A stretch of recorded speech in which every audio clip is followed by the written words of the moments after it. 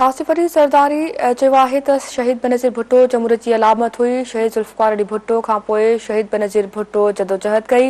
नाज़रीन, अहम ख़बर वासां शेयर कंदासीं। सदर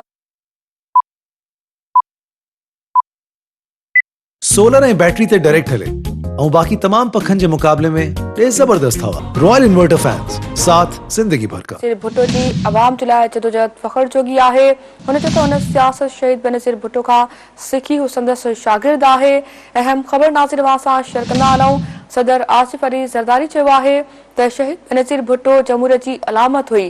शहीद ज़ुल्फ़िकार अली भुट्टो खां पोइ शहीद बेनज़ीर भुट्टो जदोजहद कई। लाड़काणे में तकरीब खे ख़िताब कंदे आसिफ अली ज़रदारी चयो त शहीद बेनज़ीर भुट्टो जी अवाम जे लाइ जदोजहद फ़ख्र जोगी आहे। हुन इहो बि चयो त हुन सियासत शहीद बेनज़ीर भुट्टो खां सिखी, हू संदसि शागिर्द आहे। अहम ख़बर वासां शेयर कंदा रहूं। सदर आसिफ अली ज़रदारी चयो आहे त शहीद बेनज़ीर भुट्टो जमहूरियत जी अलामत हुई। शहीद ज़ुल्फ़िकार अली भुट्टो खां पोइ शहीद बेनज़ीर भुट्टो जदोजहद कई। लाड़काणे में तकरीब खे ख़िताब कंदे आसिफ अली ज़रदारी चयो त शहीद बेनज़ीर भुट्टो जी अवाम जे लाइ जदोजहद फ़ख्र जोगी आहे।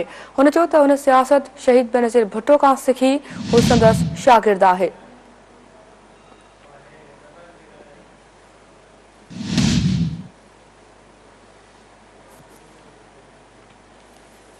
अहम ख़बर असां शेयर कयूं पिया। सदर आसिफ अली ज़रदारी चयो आहे त शहीद बेनज़ीर भुट्टो जमहूरियत जी अलामत हुई। शहीद ज़ुल्फ़िकार अली भुट्टो खां पोइ शहीद बेनज़ीर भुट्टो जदोजहद कई।